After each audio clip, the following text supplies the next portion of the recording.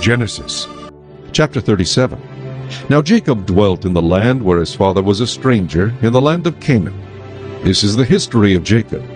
Joseph, being 17 years old, was feeding the flock with his brothers. And the lad was with the sons of Bilhah and the sons of Zilpah, his father's wives. And Joseph brought a bad report of them to his father. Now Israel loved Joseph more than all his children, because he was the son of his old age. Also he made him a tunic of many colors. But when his brothers saw that their father loved him more than all his brothers, they hated him, and could not speak peaceably to him. Now Joseph had a dream, and he told it to his brothers, and they hated him even more.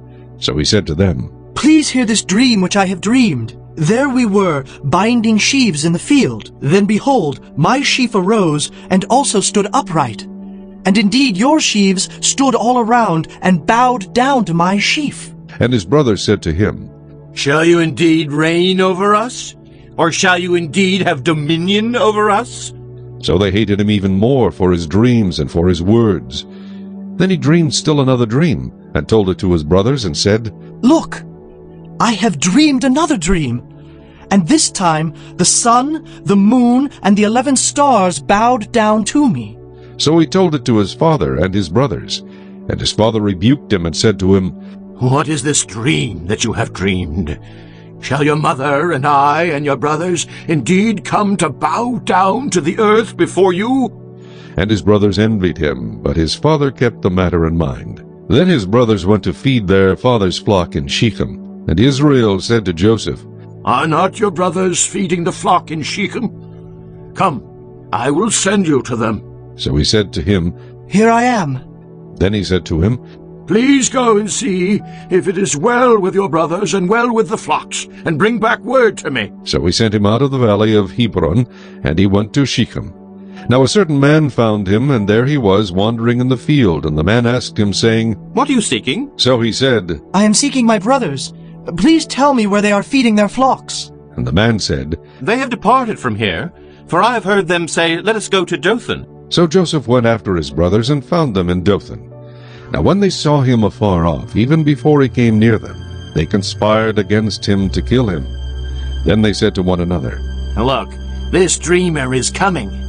Come, therefore, let us now kill him, and cast him into some pit, and we shall say, 'Some wild beast has devoured him.' We shall see what will become of his dreams." But Reuben heard it, and he delivered him out of their hands, and said, "Let us not kill him. And Reuben said to them, Shed no blood, but cast him into this pit which is in the wilderness, and do not lay a hand on him." that he might deliver him out of their hands, and bring him back to his father. So it came to pass, when Joseph had come to his brothers, that they stripped Joseph of his tunic, the tunic of many colors that was on him.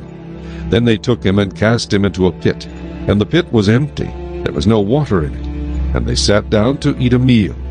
Then they lifted their eyes and looked, and there was a company of Ishmaelites coming from Gilead with their camels, bearing spices, balm, and myrrh, on their way to carry them down to Egypt.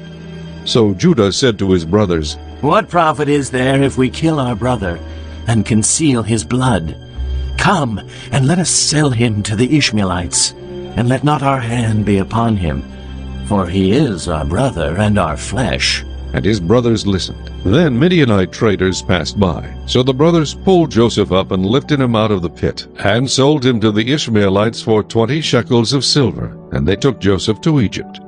Then Reuben returned to the pit, and indeed Joseph was not in the pit, and he tore his clothes. And he returned to his brothers and said, "The lad is no more, and I, where shall I go?" So they took Joseph's tunic, killed a kid of the goats, and dipped the tunic in the blood. Then they sent the tunic of many colors, and they brought it to their father and said, "We have found this. Do you know whether it is your son's tunic or not?" And he recognized it and said, "It is my son's tunic. A wild beast has devoured him. Without doubt, Joseph is torn to pieces." Then Jacob tore his clothes, put sackcloth on his waist, and mourned for his son many days. And all his sons and all his daughters arose to comfort him, but he refused to be comforted. And he said, "For I shall go down into the grave to my son in mourning." Thus his father wept for him. Now the Midianites had sold him in Egypt to Potiphar, an officer of Pharaoh and a captain of the guard.